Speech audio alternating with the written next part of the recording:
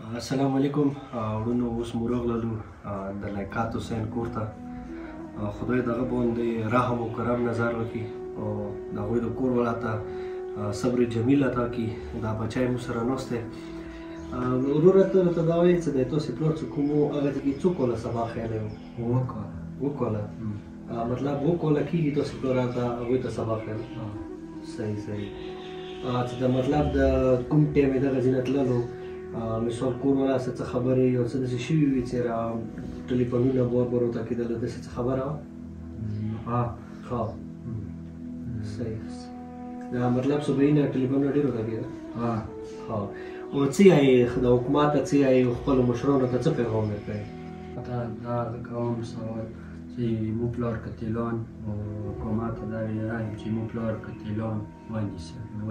صحیح هغوی ته بهپور سزا میلاو شي چې دا شی په علمي جلسه کې بیا دا شی ونیسي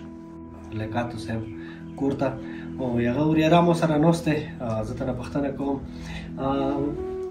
وروره دا مو ته ووایه چې د داسې لیاقت صاحب چې کوم څوک ول هغوی ته بچیو ته سبق ښیلی و هغه نه علاوه خپل حکومت ته او خپل عوام ته چې کوم مشران دي څه پیغام ورکوي بسم الله الرحمن الرحیم ټولو نه مخکې زه خپل حکومت او خپل مشرانو ته سلام پیش کوم او 7 سال نه مو تر ګورنمنټ های سکول تر منګل کې 7 سال نه ټیچینګ کولو مو حکومت او خپل مشرانو ته دا پیغام هغه ورکوو میسج ورکوو چې موږ تر ډېر مظلوم شهید شوی دی او ډېر بېګناه شهید شوی دی او ضبط د ځانونه انویسټیګیشن وشي او قتلانو ته د ځان ورسوي حکومت بالکل مو دغه ویډیو په ذریعه حکومت نه دا ریکویسټ کوو چې مزید چې دا کوم کیس دی دا زر په زر هینډل کړي او دوی بھرپور انویسټیګیشن وکړي چې مزید د کور مې کې خونریزي ونه شي مزید میندې چې کومې دي بورې نه شي مو خویندې غاپنډې نه شي نو خدای د وکړي چې دا میسج چې کوم دی د مو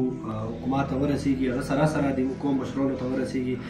بس اخري کې به بیا یوه فاتحه وکړو د کوم شهدا سي او د دې پلار سي چې خدای د هغه درجات عالي وګرځوي هغوی له مخه خدای مونې راغله